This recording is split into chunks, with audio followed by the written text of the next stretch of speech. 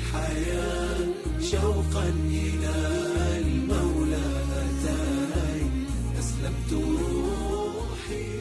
Allah Ta'ala, il dit à son prophète, alayhi salatu wassalam, il lui dit, c'est quoi le remède? C'est quoi la solution? Allah Ta'ala, il lui dit toujours à son prophète, la solution qu'il lui dit, face à cette surenchère, as-sabr, la patience. Endure, patiente. Et même il lui dit, patiente, fasbir li hukmi rabbik, patiente pour le décret d'Allah. Wala takun ka sahibil hut. Il lui a dit, ne sois pas comme le compagnon de l'hut, du poisson. C'était qui? Allah Ta'ala faisait référence à Sayyidina Yunus.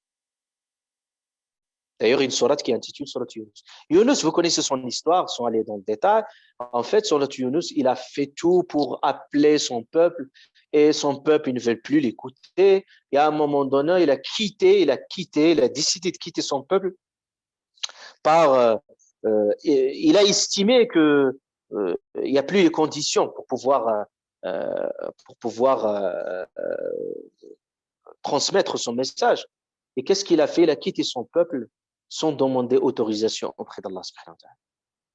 Et puis, l'histoire va être longue. Après, c'est le poisson qui va l'avaler. Et puis, il va se retrouver dans d'autres situations jusqu'à la fin. Allah Ta'ala, c'était le seul qui a fait exception. Parce que tous les peuples, sachez que c'est le seul peuple qui a fait exception. Tous les peuples, Allah subhanahu wa ta'ala, quand ils ont refusé, ils ont dénigré à la fin le message de leur prophète, Allah Ta'ala les a anéantis. Sauf le peuple exception. Allah Ta'ala il a dit dans Surat Yunus, Illa qawma Yunus. Le seul exception pour ce qawm Yunus, peuple de Yunus, c'est que leur prophète il les a quittés. Donc normalement, ils méritaient un jugement extrême. Et pour autant, Sayyidina Yunus, qui va lui arriver, donc, quand il a quitté, Allah Ta'ala voulait l'éprouver. Donc, il était dans le ventre du poisson, et le poisson va le jeter. Et plus tard, Sayyidina Yunus, il va revenir à son peuple. Et Allah Ta'ala va lui ouvrir toutes les portes du bien. Et il serait. Donc, c'était la seule exception où Sayyidina Yunus qui va revenir à son peuple. Donc, Allah Ta'ala, qu'est-ce qu'il dit à son prophète? Il lui a dit, patient, tu ne prends pas exemple de Yunus. Il lui a dit, attention que tu puisses quitter ton peuple. Et après, Allah subhanahu wa ta'ala lui a dit également dans plusieurs passages, Fasbir kama sabara ulul azmi min ar-rusul. Il a dit, patiente et endure-toi comme ils ont enduré les prophètes les plus déterminés. Allah Ta'ala a parlé des prophètes, et tous les prophètes sont déterminés. Il y a des prophètes qui ont subi plus. Donc Allah Ta'ala faisait référence à Abraham, faisait référence à Noé, il faisait référence à Moussa, et donc ces prophètes en général qui ont beaucoup patienté. D'ailleurs, le prophète alayhi salam, toujours Allah Ta'ala lui cite l'exemple de ces prophètes. Pourquoi? Pour que le prophète alayhi salam puisse s'identifier. Et quand Allah Ta'ala lui raconte l'histoire de Hud, de Moussa, l'histoire de Nuh, et pratiquement, c'est comme l'histoire se répète. C'est le même scénario. Donc, quand le prophète alayhi salam voit tout cela, donc ça, Allah Ta'ala le met en confiance, il le rassure. Et le prophète alayhi salam prend exemple.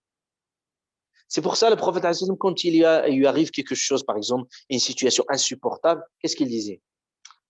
Rahimallahu akhi Moussa. Laqad oudhiya akthara min hada fasaba. Il disait qu'Allah comble par sa miséricorde mon frère Moussa. Il a dû endurer plus que cela. Il a su être endurant et être patient. Et ça lui donne la force. Par exemple, il parlait de Lot, le prophète Lot. Il a dit, Rahimallahu akhi Loutan, qu'Allah comble par sa miséricorde mon frère Lot. Laqad awa ila ruknin shadid, il se réfugiait vers Allah, subhanahu wa ta'ala, dans cette situation. Donc c'est pour ça Allah Ta'ala lui a raconté des histoires. Par exemple, pourquoi il lui raconte l'histoire de Yusuf, Joseph? Pour parler de la jalousie des frères, pour lui parler les gens de ton entourage, qui sont hostiles à toi pour cette raison-là. Et il lui parle de Sayyidina Moussa face à la tyrannie de Pharaon. Donc, il y avait plein de tyrans à l'époque. Le prophète puisse voir ces personnages-là, les pharaons. Même le prophète, il a dit, Abu Jahl, par exemple, il a dit, c'est le pharaon de cette communauté. Il était très hostile envers le prophète. Donc, il s'identifie à ce personnage. Et vous savez, même au moment de l'hégire, Allah Ta'ala lui a descendu, par exemple, dans Surat Al-Qasas, il y a une histoire qui s'appelle Les Histoires. C'est une très belle sourate. Vous pouvez y revenir pour trouver surtout l'histoire de Moussa alayhi salam. Et quand il fouillait Pharaon, Moussa, c'était au même moment Allah Ta'ala lui a descendu ces versets que tu parlais de Moussa quand il fouillait Pharaon. Il était dans la même situation en train d'émigrer de la Mecque de la Mecque vers Médine. Et il lui a raconté l'histoire des gens de la caverne. Pourquoi? Parce qu'il y a des gens qui ont fui avec la religion. Donc, je vais finir, Inch'Allah, juste 10 minutes pour que je puisse finir, Inch'Allah, cette partie-là.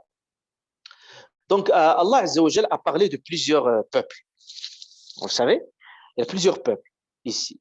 Mais il a insisté sur plusieurs peuples. Il a insisté, donc je vais juste énumérer pourquoi les peuples qui sont cités dans cette sourate-là, il y a d'autres qui sont cités dans d'autres passages coraniques, mais pourquoi on insiste sur ce peuple? Premièrement, il a parlé il a parlé de Noé. Pourquoi Noé?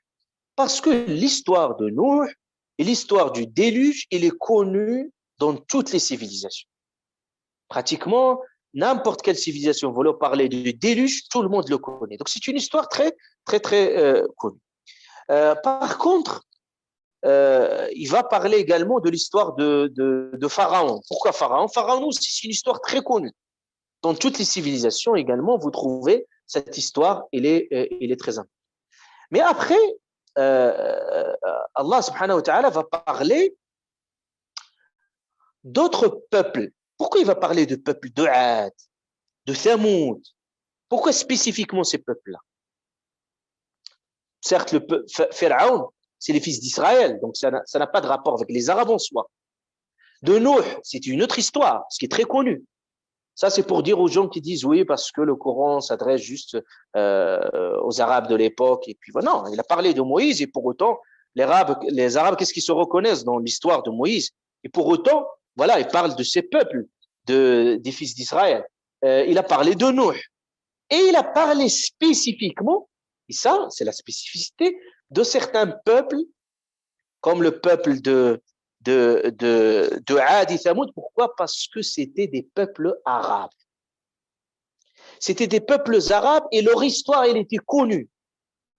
C'est pas parce que le Coran va leur raconter l'histoire pour qu'ils puissent découvrir l'histoire, mais l'histoire, elle était déjà très connue. Donc, les gens entendaient déjà parler de cette histoire-là.